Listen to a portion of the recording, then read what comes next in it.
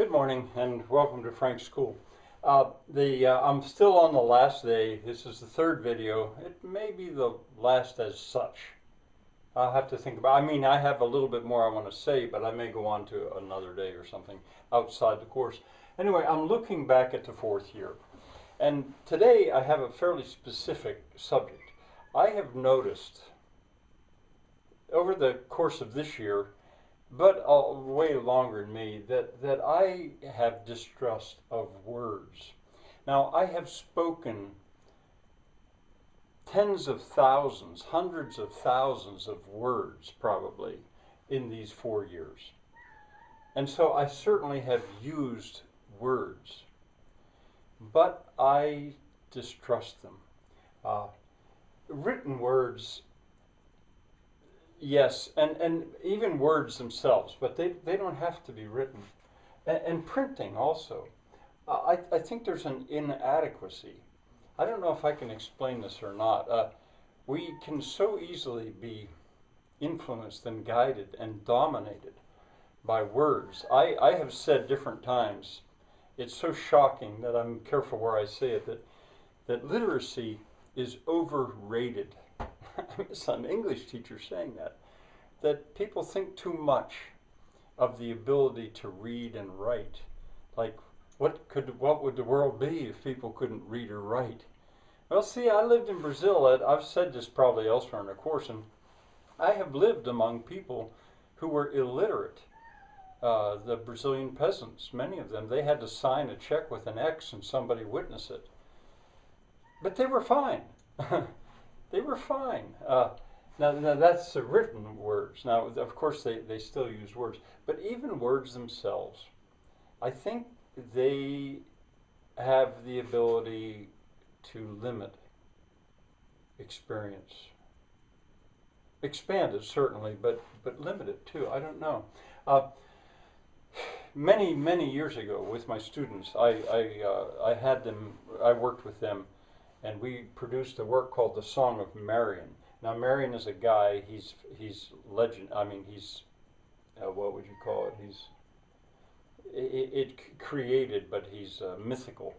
But he's the finest of all craftsmen. It tells the story, it's a epic poem, really. It's written in Spencerian stanzas, quite long. I've shown it to you elsewhere in the course.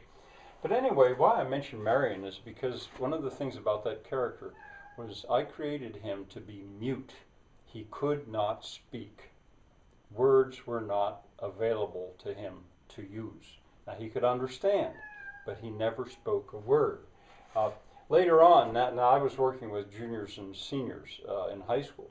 Later on, I tried to see if I could do something like that again by writing the Song of Marion's Daughter, which is underway. When I retired, I would say it was maybe a quarter of the way done. And I may go back to it. I may see if I can find help, or I may just write it myself. Marion's Daughter, we had her stutter. She had words, but she didn't use them well. She stuttered. A lot of potential there, I think. Now, Billy Budd, I thought about that because Herman Melville, the guy who wrote Moby Dick, so famous, he's not as famous for Billy Budd, but Billy Budd was a character that he created that had trouble with words, was eventually hanged, I guess you're supposed to say, on a ship because he struck an officer, but he didn't have words available. He stuttered. That was his problem. Well, what I'm talking about, to try to show you how you might see it, is my interest in the trades is so strong, and you saw a glimpse of it back around the 80s, the 480s, fourth year, 80 to 90th days. I was working with the trades and handwork in general, working with your hands. Shirley, my dear friend from Germany, who's been throughout this, my co-producer, she is a wonderful hand worker. I nickname her the queen of hand workers. But in any case, I want to say something today about she is not the only online friend that I have. Now, I've not only met her, I've traveled with her, and her husband stayed at her home. I've never met Maria Teresa. but I've actually known her longer online. She's a Spanish woman. And I met her through a site called Live Mocha, QV. Check it out, Live Mocha. Wonderful for learning and teaching language. Well, Maria Teresa, as I say, she's Spanish, and of course she speaks Spanish, but she also is fluent in French. She's fluent in Italian. Her English is as good or better than mine, I think. And early, I had told her when we were first getting to know each other and I was learning about all this, I suggested that she try to learn German because she was obviously so brilliant at languages. And she did try, but I think she found German so hard. I'm not so sure how her German is now. It was a little discouraging because it was so hard. But anyway, here is a woman who is brilliant with words. And yet I think of her not because of the words.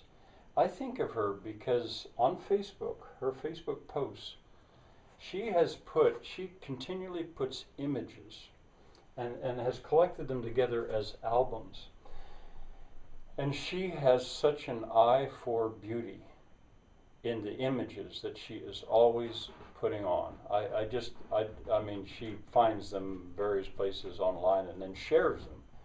And what an eye for beauty. I can't think of anybody else that does anything really quite like that. I guess you can't see them because I think she's quite private and she's a Facebook friend. So in a way that's too bad. But she has albums of bridges, maybe 1,000, doors, just doors. Easily, these could be 1,000 windows and together with their balconies. And she's put them into albums and shown these images. Now, she has other things she shows as well. But with that eye for beauty, when I look at these things, they speak to me. And that's what I'm talking about here. These images speak completely fluently to me. I understand completely, almost always, what I'm looking at. But it's not the Spanish. Now, Maria Teresa also posts in Spanish. But Spanish is hard for me, and I can read it and I struggle, but most of the time I don't because it's so hard. And I don't care as much about the words. I care because I like her ideas and stuff and what she shares there. But compared to the words, the images speak so much. Well, I imagine that Maria Teresa will probably see this post. I'll tell her to, and I guess I'll say to her, thanks, and we'll see you, I guess maybe I should say either next day as sort of a teacher's addition to this year, or next year, which would be the 5th year. Bye for now.